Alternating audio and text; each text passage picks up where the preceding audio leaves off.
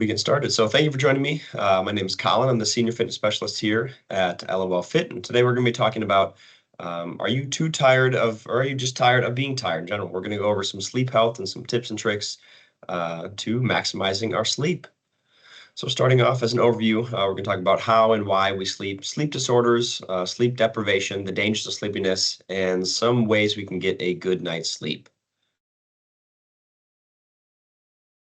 First, going to be starting off with why we need to sleep. So sleep serves as a variety of important physical, psychological functions. Some of these are going to include your learning and memory consolidation, emotional regulation, judgment and decision-making, problem solving, energy, conservation, growth and healing, and it also helps with our general immune system. It is a vital function to our everyday well-being. It comes with a lot of restorative processes such as memory consolidation, emotional processing, and helps replenish our brain glycogen. It's also important for our circadian rhythm.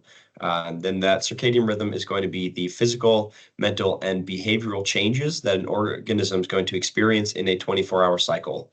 And light and darkness actually have a great influence on your circadian rhythm.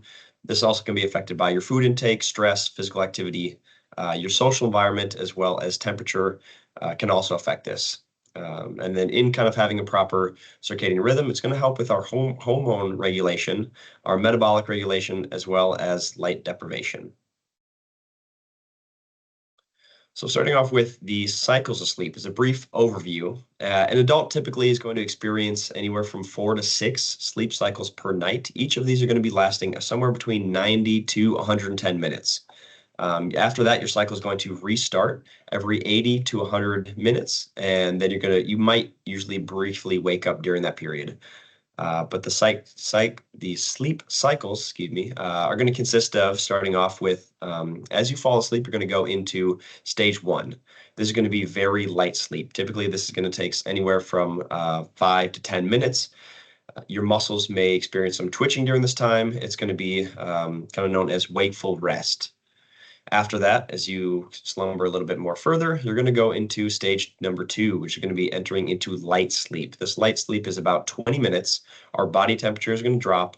Our heart rate is going to slow down. And during this stage, number 2, is where memory making and sorting information, all that process happens here. Then as we transition out of 2, we go into our non-REM stage 3, which is going to be more classified as our deep sleep. This is going to be usually 5 to 15 minutes.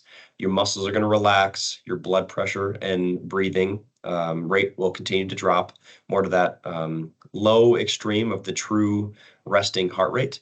And this is where you reach your restorative sleep. So the body repairs itself, and you end up feeling fresh in the morning if you do get this stage 3 sleep. So this is one of the most important areas of sleep. Then after your 3 non-REM stages, you go into your REM, which is going to be your dream and brain activity.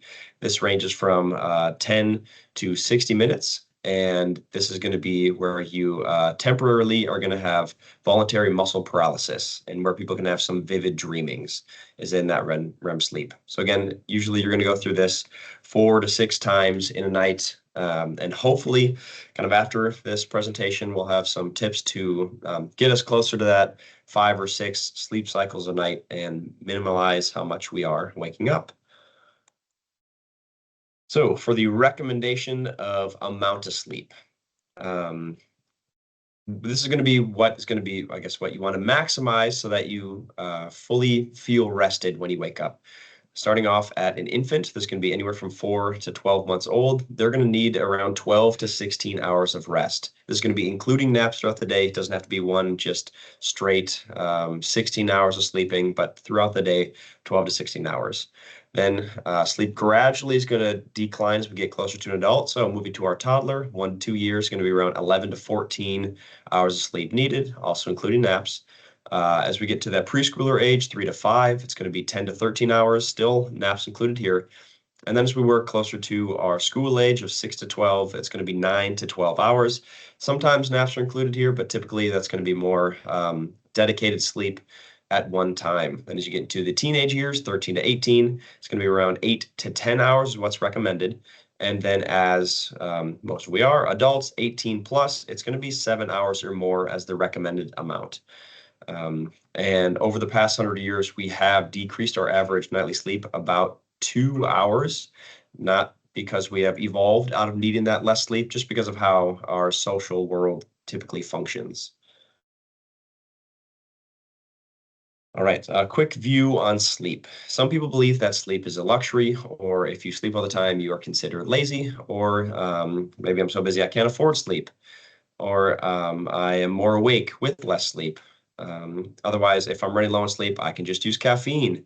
I can burn the candle at both ends. Sleep is for babies, and I'll sleep when I'm dead. If this is a viewpoint that you have or something that you might have jokingly mentioned, I'm happy you've joined this webinar because this webinar is definitely for you. Those are views that hopefully will sway you away from working to the realization that sleep is not a luxury. Well, it could be, but something that we need to incorporate or prioritize in our day-to-day lives. All right, so why am I tired? There are a few main reasons that we're going to talk about today of why people are typically tired. One of those is going to be your sleep hygiene.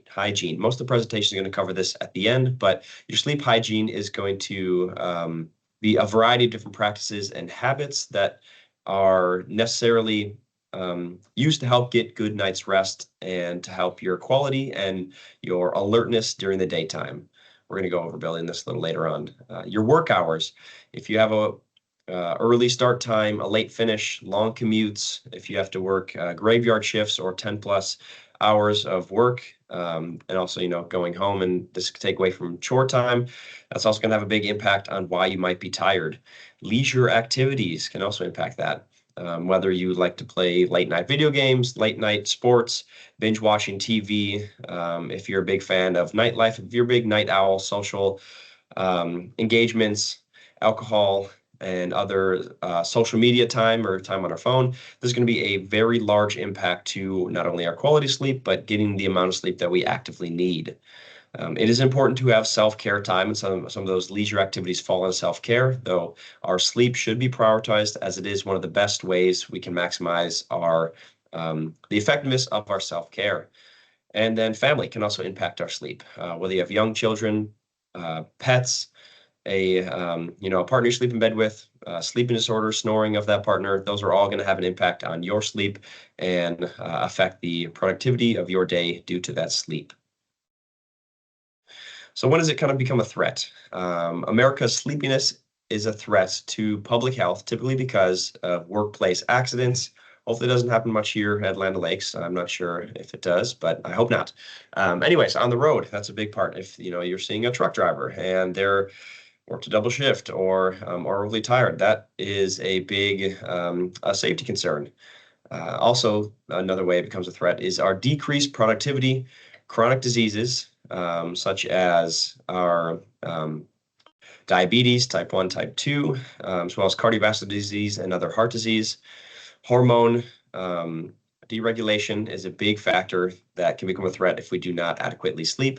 The decrease of immune function, and it can overall lead to a poor quality of life. As our sleep declines, other areas of our health decline, our mental health, our physical health, our relationships can suffer, the work we are able to do, that all can be affected by our sleep. In just 1.5 hours of less sleep, this can cause a reduced attention and decision-making ability by 50%. So even if you're like, oh, okay, I'll get 5.5 hours of sleep. That's not too bad. I'll make up for it later. Well, during that day that you decided, or not decided, but just the way it might have worked out, if you couldn't prioritize your sleep, your attention to detail and decision-making can drop by 50%.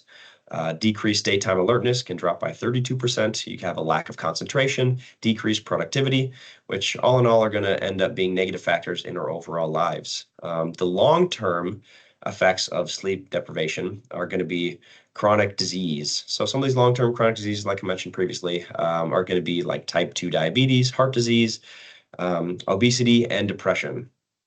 Hormone deregulation, again, is a result of long-term sleep deprivation, and again, that poor quality of life. So sleep disorders. I'm going to briefly go through these. These are some of the most common ones. There are other ones, but these are the ones that typically people will see. Insomnia. That's going to be your inability to fall asleep and to stay asleep. Sleep apnea is going to be a breathing disorder. You can stop breathing during your sleep for 10 or more seconds. Restless leg syndrome is going to be when our legs feel kind of tingly or uncomfortable feeling in our legs. And you almost can sometimes have a powerful urge to move your legs during that time. Hyperinsomnia is going to be the inability to stay awake and alert during the day despite having more than adequate amount of sleep during the nighttime. If we have a circadian rhythm disorder, that's going to be problems with our sleep-wake timing cycle. And then you have parasomnia, which is usually a behavior during sleep, such as sleepwalking or sleep talking. Again, most of these are some of the most common sleep disorders. And if any of these sound kind of relatable to you in your sleepful nights or lack thereof, what can we do about it? So a big piece is getting a sleep study or talking to your doctor. There are a lot of sleep hygiene tips that will assist with these, but when it comes to a sleep disorder, there's not much you can do aside from getting a full confirmation from a doctor or taking a sleep study. So during a sleep study, a doctor's going to monitor what's going on in your brain and your body overnight. Sleep labs are going to usually happen in a hospital or there's a sleep center, and sometimes they'll set you up for overnight stays. They're going to use a EEG, which is a electrophensonogram, and that's going to evaluate the electricity that's going on in your brain like while you're sleeping or while you're in that test. It's also going to measure that EEG is going to measure our eye movement, our oxygen levels in the blood through sensors, your heart rate, your breathing rate, snoring, and any body movement you might make during your sleep. And it's totally right if you are worried about getting kind of a full night's sleep in a clinical environment, because oftentimes you don't need to get a full night's rest in order to get adequate information for a diagnosis. You'll go in and you can sleep for kind of a minimal amount of time, and the tests and sensors are set up in a way where we don't have to get a full 8 hours in order to get an accurate reading. They'll be able to figure out if anything's going on fairly quick within those sleep studies. All right, so how to sleep. Now we're going to going into setting up our sleep schedule, following our nightly routine, cultivating our healthy daily habits, and optimizing your bedroom. So first starting off is going to be setting up our sleep schedule. Having a set sleep schedule to normalize sleep is going to be an essential part of your everyday to get your brain and body accustomed to getting our full amount of sleep that we need. It's going to be starting by having a fixed wake up time.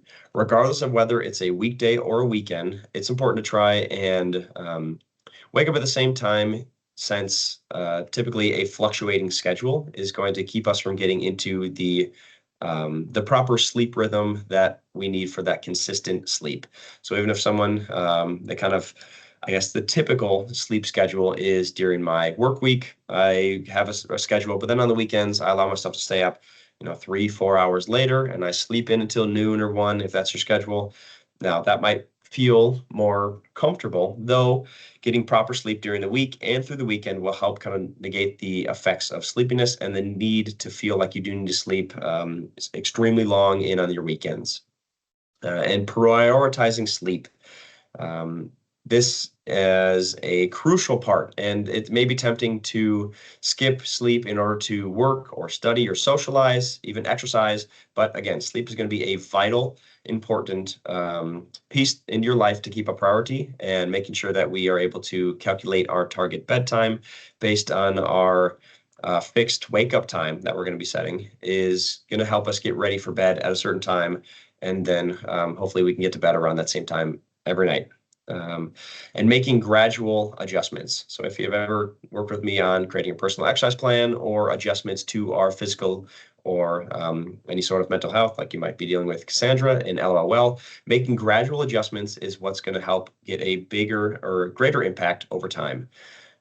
You may want to slowly shift your sleep times, and you don't have to do that all in one fell swoop, because that can actually throw off your schedule and get you completely out of whack. So instead, it's recommended to make small step-by-step adjustments.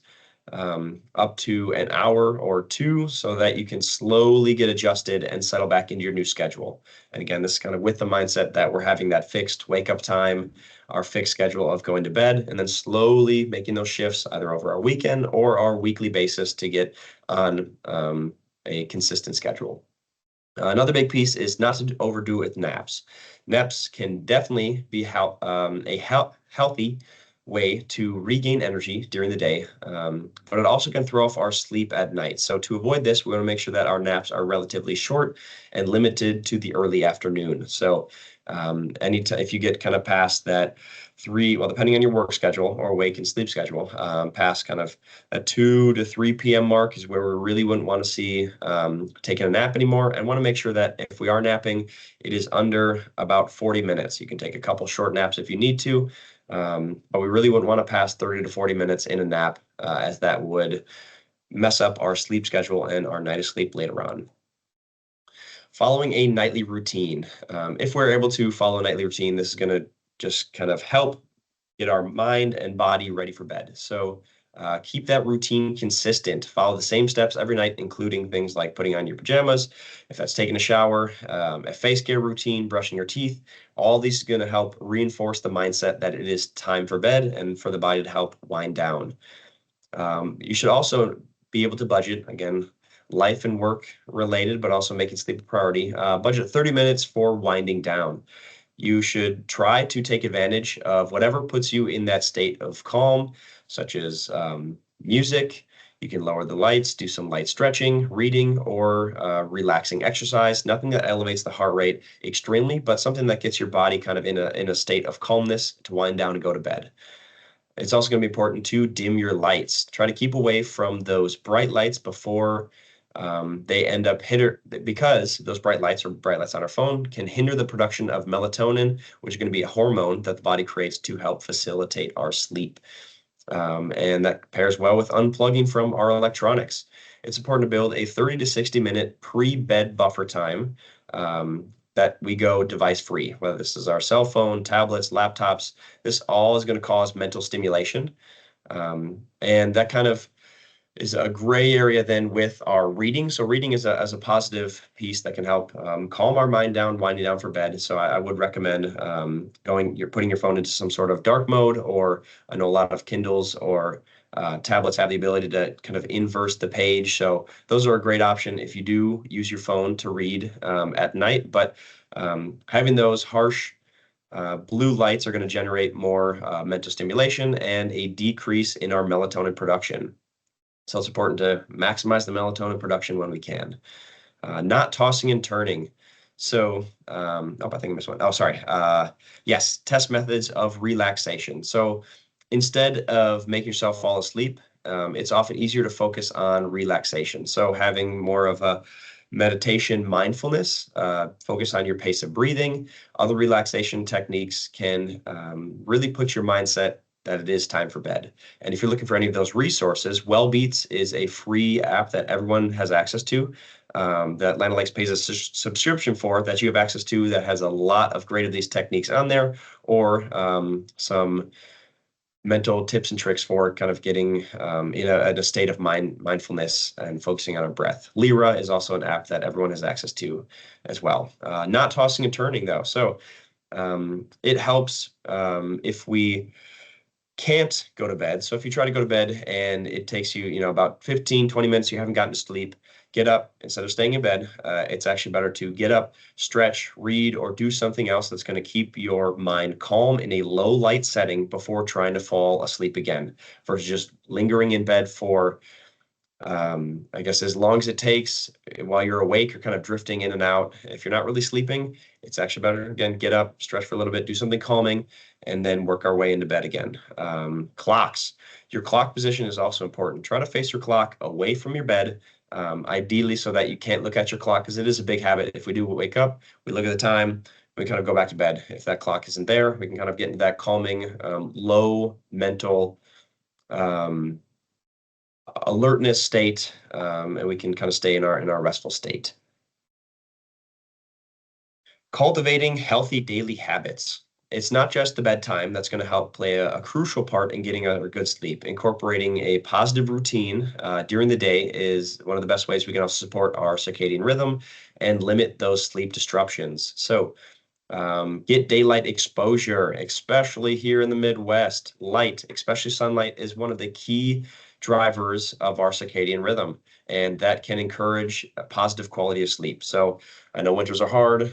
Taking supplements like vitamin D can help with this, but get outside when you can, if able. It is crucial. There's a lot of other positive health benefits, which we don't have to talk about, for sunlight exposure.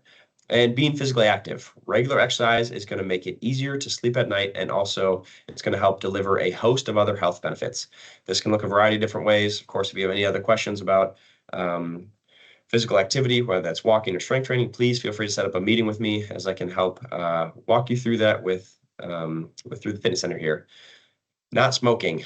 Nicotine is going to be a stimulant that wakes the body up, and it can disrupt our sleep, which can help, which sleeping is going to have has a positive correlation with numerous sleeping problems. So avoiding smoking, if possible, is what's recommended there. Reducing alcohol consumption. Alcohol may make it easier to fall asleep, but as the effects wears off, it actually is going to disturb our sleep later on in the night. So as a result, it's best to use moderate alcohol consumption or avoid it. So moderate, like kind of during the day, but as it gets closer to night, try to avoid it later in the evening if possible. Cutting down our caffeine in the afternoon and evening is also going to be a crucial part. That's, again, another stimulant. So caffeine can keep you wired even when you want to rest. So try to avoid it later in the day, similar to alcohol.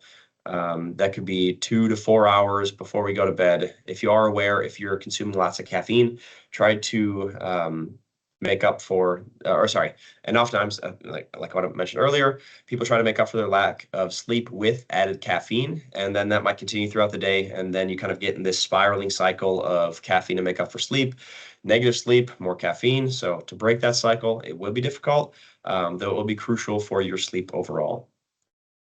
Don't dine late. Evening dinners make it especially if it's a big meal, heavy or spicy meal, can prevent you from focusing on sleep because your body's still focusing on digesting during the time when you should be in bed. So in general, any food or snacks before bed should be on the lighter side. Now, that's not saying to avoid food in general. It's actually a positive benefit to not go to bed hungry. So we don't want to go to bed overly full, and we don't want to go to bed hungry. If we go to bed hungry, our body kind of will be in more of that alert state. So you can actually see better benefits of sleep if we are kind of in that, I guess, the perfect zone. We're had our nice meal before an hour or so, and we're kind of full through digesting, or the back end of it, so we can focus on sleep versus our digesting. And restrict in-bed activity.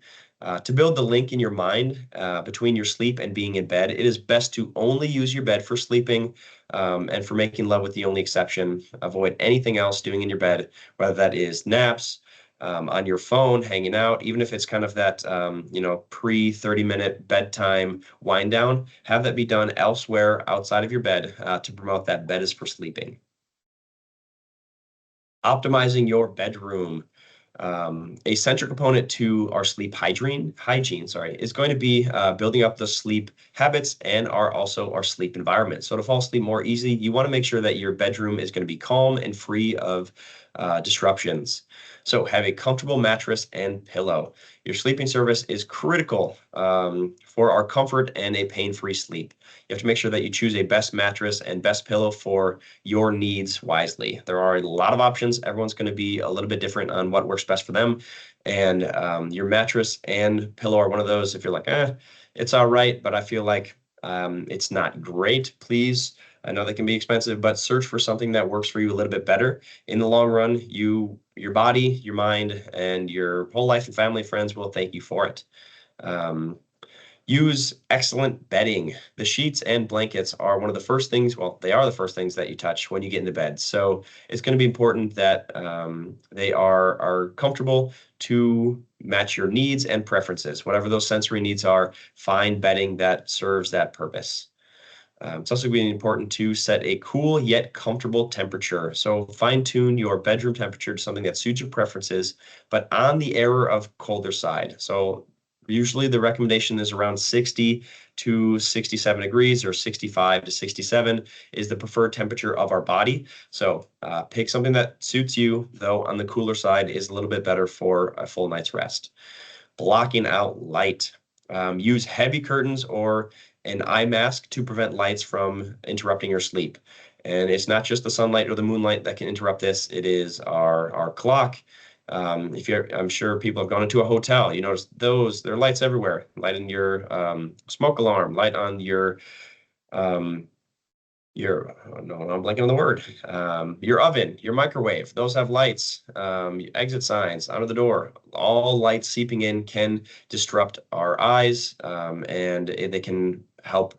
They can actually hinder our sleep. So blackout curtains or an eye mask is an excellent choice there. Drowning out noise. Earplugs can stop noise from keeping you awake. And if you don't find them comfortable, you can also try playing some sort of white noise machine, or even have a fan to drown out any bothersome sounds. And partner snoring can also be a bothersome sound and something that can disrupt your sleep, and also can be an indicator maybe that their sleep, if they're snoring a lot, might be being affected, or their breathing is affected during their sleep as well. Try calming scents is another way to optimize your bedroom or get you kind of ready for bed. Light smells such as lavender, people have found that this may induce a calmer state of mind and help you cultivate a positive space for your sleep. As kind of my last note before any kind of questions, is that sleep is going to be a lifestyle choice, and you should make it a priority. There are lots of areas in life that you're going to want to prioritize: family, friends, your work, your exercise, your mental health. And please, please, please make sure that sleep is one of those areas that you do prioritize. It is going to be crucial for the foundation of your health and wellness, and being able to conquer the day at our full capacity. Otherwise, that's going to conclude this webinar. If there are any questions, now's the time you can put them in the chat or raise your hand. We can go over any other things you might have. When it comes to our sleep hygiene, everyone's going to be a little bit different. So there are the basic recommendations, which is what I went over, but it's going to look different between me to what works for you for our proper sleep. So, do I have any recommendations for travel and jet lag? There are a few. I can send over some stretches. So anyways, yeah, with jet lag, so that can be, that's another factor that can impact our sleeping either on the plane or off the plane. And it is difficult. What I would say with traveling, that is a big impact on people's sleep. That's why it is so crucial to create your sleep hygiene and sleep habits. If we don't really have any sleep habits, we kind of just go to bed whenever, and we wake up at the time that we need to go to work, but we really don't have a sleep hygiene or sleep schedule put in place. When we travel, now we don't have the foundation. Say you're traveling on vacation, we don't have our work schedule. Our whole life is kind of out of balance. So if we don't have our sleep schedule or our routine, where I go through my 30 minutes of winding down, my sleep with all my sleep mask, my earplugs, the windows closed, maybe a light noise fan. If I don't have those set up in place, then that can kind of interrupt our sleep if we do travel. So it is important to create that foundation so that when we do travel, it will help get us in our sleep mindset for sleeping. But yes, there are a few exercises or stretches that I can recommend for jet lag, so I can send those over to you. So Doug asked, can we measure and understand the impact of stress on sleep? Yes. So stress is another huge impact on sleep. In addition to, stress affects a lot of areas, and typically one of those is it can impact our day-to-day routine, which can also impact our hygiene over sleep. Stress can be measured in a variety of ways. Most of those are going to be a little bit more personal, depending on what's going on in your life. Seeking or speaking to kind of a therapist is another great way to kind of find a foundation of the biggest impacts in your life, kind of working through some of those processes and maybe coming up with a solution for how some of that is measured. Aside from taking a sleep study directly, where they will measure specific attributes of your sleep, if you are interested in measuring your sleep or your stress, There are sleep journals you can do, and well, sleep journals you can use. And if you're interested in that, please reach out and I can send kind of a PDF form of what a sleep journal or sleep tracking might look like. And then in that sleep journal, you could be able to implement or write down factors that may affect your sleep, so such as your stress level, and you can from there kind of create your foundation of what's required for your sleep. So create your sleep hygiene path, and then if you wake up in the night to full alertness, you can record that in your sleep journal and then kind of rate your sleep afterwards, and then slowly making gradual changes to your sleep habits, you can help improve that. But yes, it's a little bit more on a personal basis to measure your stress, but there are ways to do that. Great question, and great one for the Midwest. Recommendations for waking up during the winter time when it's dark outside until late morning. Excellent question. Yes. So what I would recommend there is there are alarm clocks, which I know I said alarm clock, but this is a little bit different. It's actually it's like a sunshine alarm clock. So what it will do, instead of having a noise or even a time on there in general, it's just like a globe of light. And then what it will slowly do is it will mimic a sunrise, and then that sunrise will be shifted to kind of the time where what you would typically want to wake up at. So if you wake up at 6 a.m. and like, oh, well, the sun doesn't get up for another couple hours. Well, then you can adjust that timer so that it will slowly create a bright light, which would be like naturally the sun rays reflecting into your eyes. So that's kind of what I recommend for the winter time. Otherwise, I guess that's probably the best one I recommend. And if you do use those blackout curtains, because again, the moon, street lights can impact your sleeping for times where you could rise with the sun. There are some curtains that can automatically raise up in the morning so that you can slowly let a little bit more sun into your room. Great questions. If there's any other questions, please feel free to put them out here. Otherwise, it's going to conclude the webinar. Again, thank you so much for joining. Please reach out if you have any other questions about your sleep, your physical health, or any other resources that Land O'Lakes is able to provide you here.